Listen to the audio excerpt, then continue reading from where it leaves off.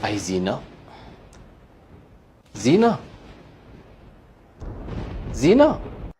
ለደቂቃ ወይም ለሰከንድ በምንሰራቸው ወንጀሎች የምናጣቸው ነገሮች፣ ልባችን የማይረጋጋበት፣ ገንዘባችንን ቆጥረን ደስታም ማናገኝበት፣ እንበላለን እንጠጣለን መረጋጋቱ የሚጠፋበት፣ ከሰው ጋር አብረን እኛም እንስቃለን ውስጣችን ሳይሰቅ ምንሸበርበት፣ ቀብር ላይም ደግሞ ለጥበት ደረጃ የሚሆንብን የምንሰራበት፣ እሱም ዝሙት ነው።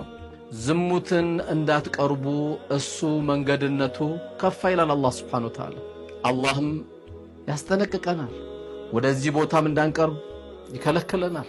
ለዚህም ነው ነብዩ አለይሂ ሰላቱ ወሰለም በሰውነታችሁ ውስጥ አንድ ቁራጭ ስጋ አለች አሉ።